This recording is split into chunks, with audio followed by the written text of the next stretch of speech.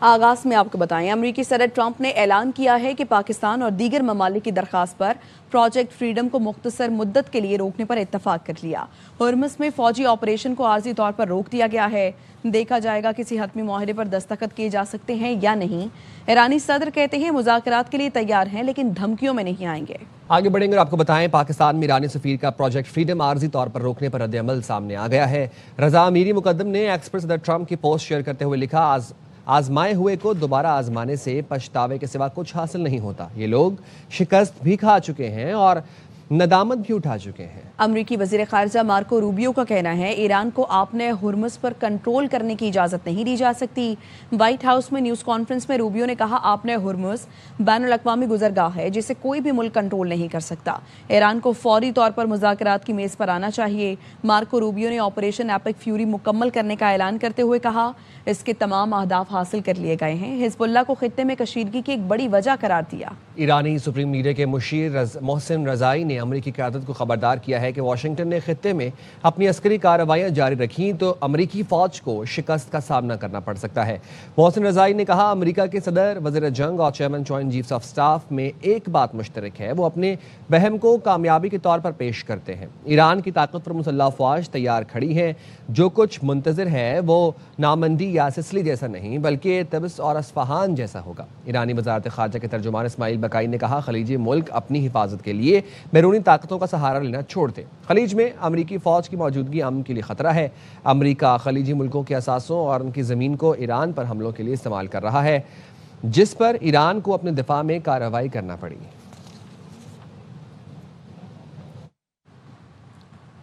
ایرانی وزیر خارجہ عباس عراقچی نے بیجنگ میں چینی ہم منصب وانگ جی سے ملاقات کی۔ خطے کی صورتحال، علاقائی اور بین الاقوامی پیش رفت اور دو طرفہ تعلقات پر گفتگو ہوئی۔ چینی وزیر خارجہ نے کہا ایران کے خلاف امریکہ اور اسرائیل کی جنگ ناجائز ہے، ملک جنگ بندی ضروری ہے۔ ایرانی وزیر خارجہ کا کہنا ہے تہران صرف منصفانہ اور جامع معاہدے کو قبول کرے گا۔ چین ایران کا قریبی دوست ہے، موجودہ حالات میں تعاون میں مزید اضافہ ہوگا۔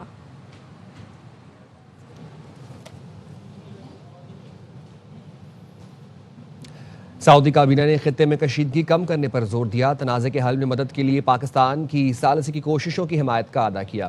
سعودی کابینہ کا اجلاس ولی عہد اور وزیر اعظم شہزادہ محمد بن سلمان کی زیر صدارت ہوا۔ علاقائی صورتحال کا جائزہ لیا گیا، پاکستان کی ثالثی اور سفارتی کوششوں کی حمایت کا اعادہ کیا تاکہ ایک ایسا سیاسی حل تلاش کیا جا سکے جو خطے کو مزید کشیدگی اور عدم استحکام سے بچا سکے۔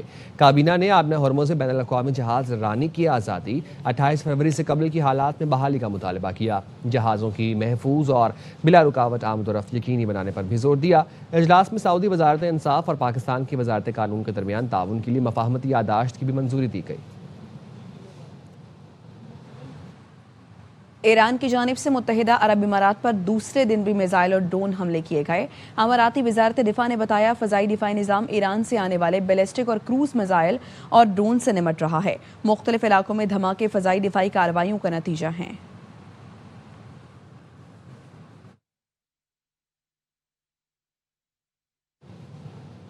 پاسداران انقلاب نے متحدہ عرب امارات کی وزارت دفاع کے بیان کو من گھڑت قرار دے دیا، حملے کی تردید کر دی۔ پاسداران انقلاب کے ترجمان ابراہیم ذوالفقاری کہتے ہیں متحدہ عرب امارات پر حملے نہیں کیے، گزشتہ چند دنوں کے دوران ایسا کچھ نہیں کیا۔ اپنے بیان میں انہوں نے خبردار کیا کہ یو اے ای سے ایران کے خلاف کوئی اقدام کیا گیا تو عبرتناک جواب دیا جائے گا۔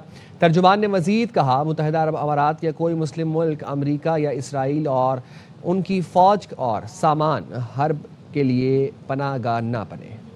مارکہ حق صرف یادگار نہیں بلکہ واضح لکیر ہے جو ہمیشہ کے لیے کھینچ دی گئی۔ وزیر دفاع خواجہ آصف کہتے ہیں آئندہ کسی بھی مہم جوئی کا جواب زیادہ شدید اور فیصلہ کن ہوگا۔ ہماری جوابی صلاحیت دشمن کے تصور سے کہیں زیادہ ہے۔ قوم مسلح افواج کے ساتھ سیسا پلائی دیوار بن کر کھڑی ہے۔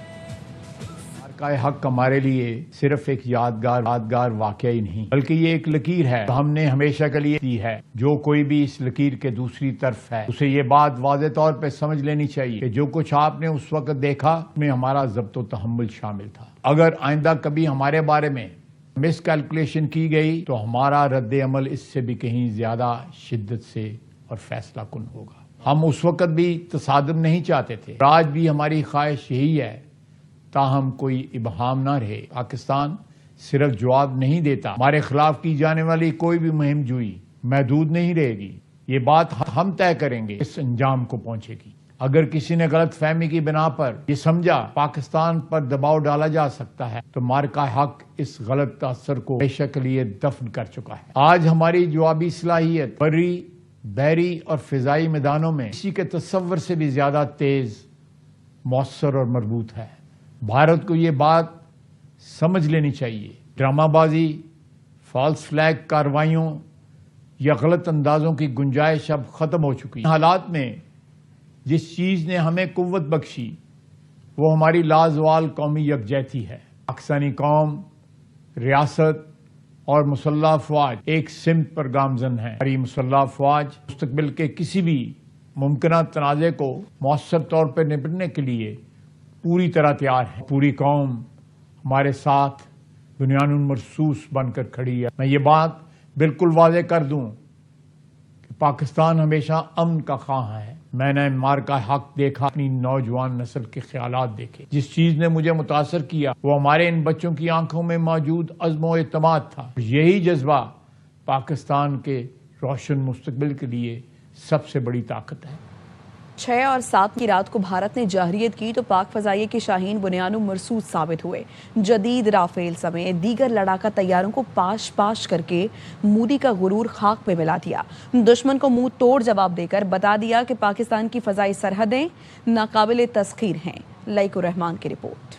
مارکہ حق کے دوران پاک فضائیہ کی قیادت نے بروقت فیصلے کر کے ملٹی رول فائٹر جیٹس بشمول J-10C طیارے اور ڈرونز بروقت آپریشنلائز کیے اور اسٹیلتھ ٹیکنالوجی، سائبر وارفیئر اور ملٹی اسپیکٹرم وار کو بھی جنگی حکمت عملی کا جز بنا کر دشمن کو کاری ضرب لگا کر منہ توڑ جواب دیا۔ دشمن کے جدید لڑاکا طیاروں کے سامنے پاک فضائیہ کے شاہین بنیان المرصوص بن کر سامنے آئے۔ Alhamdulillah, in a remarkable show of unity, the people of Pakistan and its armed forces defeated the enemy with far greater numerical might. The world was stunned to witness the superb execution of Pakistan Air Force operations that were excellently choreographed and flawlessly. بھارتی فضائیہ جب حملہ آور ہوئی تو شاہینوں نے جوابی کارروائی کے دوران J-10C طیاروں سے بیونڈ ویژول رینج میزائلوں کے ذریعے حملہ کرتے ہوئے سرحد پار دشمن کے طیاروں کا ایک قبرستان بنا دیا۔ الیکٹرانک وارفیئر سسٹم کا مثالی استعمال کرتے ہوئے دشمن کے 6 لڑاکا طیارے رافیل، MiG-29، Su-30 اور ایک جدید ڈرون تباہ کیا۔ فوج پاکستان نے دشمن کی جارحیت کے جواب میں 3 رافیل،